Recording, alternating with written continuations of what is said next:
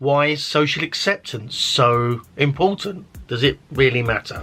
Hi, it's Daz. Thanks for coming back. Really appreciate it. I make nearly, videos on mental health and personal development and everything in the middle of that to hopefully to help you to change your mind and change your life. Now, as you can probably tell, today is a bit of a different setup. I'm in Charlotte's bedroom, and because I'm staying over with the kids over from now to the Christmas time, so I've kind of relocated here and haven't got my usual setup and lights and stuff. Got to just a couple of small lights, small tripod, and yeah, that's the idea for the next few days. But I wanted to kind of jump on and keep this going because I'm on a bit of a roll from daily now.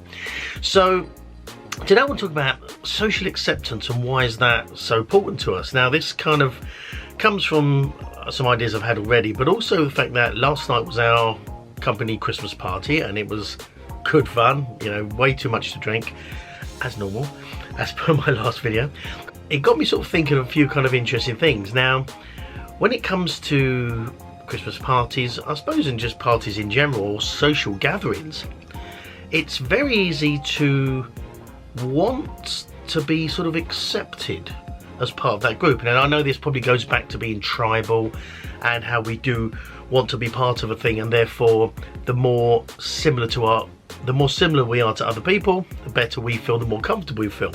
And that's the kind of, I suppose, the acceptance we want.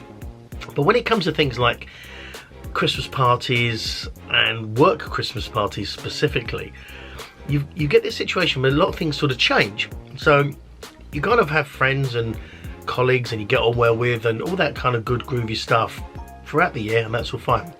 But when it comes to a Christmas party or a work Christmas party, the dynamic kind of changes a bit because you're almost thrown into an arena with people that you don't generally mix with, people in other departments specifically.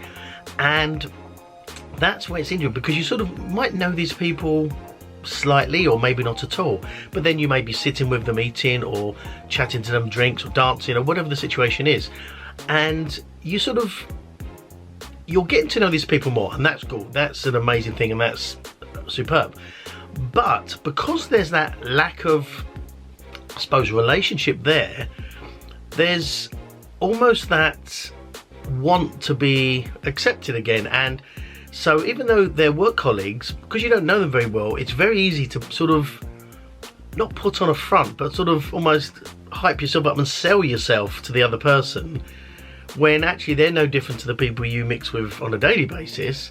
It's just that you don't know them as well. I noticed myself do similar things a couple of times, and also just watching other people. And the dynamic is so interesting. I do love people watching anyway, and any kind of social dynamics of groups of people. But it's very interesting to watch how some people are different. And maybe there's also the fact of sort of a few drinks in and that kind of thing. That kind of relaxes people, obviously. But it's certainly an interesting one when it comes to just how people behave, and that almost that there's an increased yearning for social acceptance within that particular social arena that we're in, i.e. the party.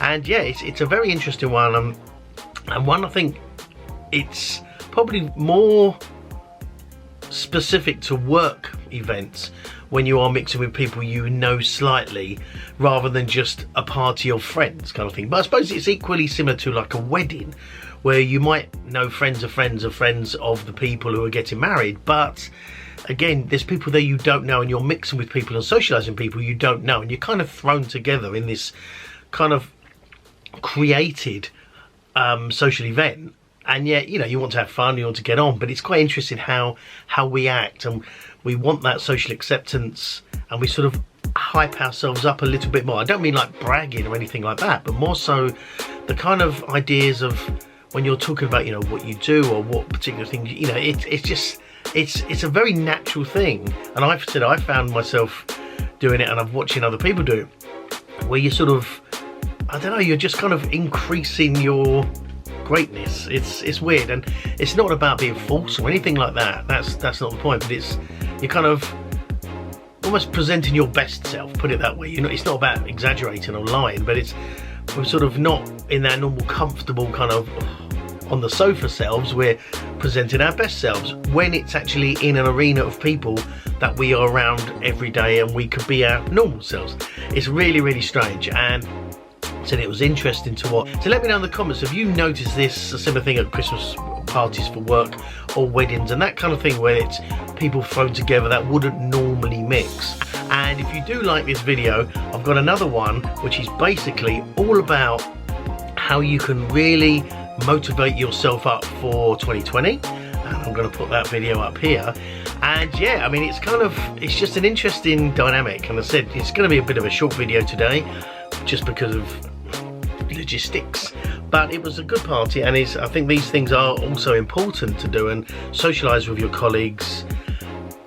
I think more than you may think, because that relationship where you build a tighter bond and a tighter relationship with your colleagues, it makes the day a much more fun sort of experience, but also I think it just helps work. You're going to give each other a little bit more leeway if there's errors made, things like that, and you're not going to screw people over because you're friends. You've got that friendly relationship, and so I think there's no downside to it at all, and it just makes for a better life because you spend so much time at work. You know, when you think a third of your day generally is at work, a third of your day is sleeping, so the bit that you're awake, roughly, half the time you're spending at work, and so you have to enjoy yourself and have to make the situation as more fun and as good as you can.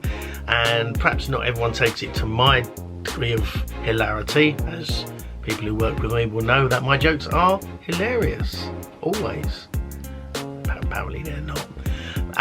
But it's about enjoying life, choosing to be happy and choosing fun over misery, basically, and seeing the good and seeing the fun and enjoyment in every situation you can. And I think that's an important thing to kind of take through. And so that whole social acceptance and building yourself up to be to display your best self at these events helps those relationships to be nurtured. So then it carries on and everyone ends up with a much, much better life. So that's it for today. It's a very, very quick one, but I wanted to just keep the momentum going and say hi and hope you're doing all well. And yeah, I will wish you a good evening and I'll see you guys tomorrow. Bye-bye. Thanks again for watching, guys. I really, really do appreciate it. If you haven't subscribed already, make sure you do so down here, and check out my other video down here. Remember, live your best life. See you next time. Bye-bye.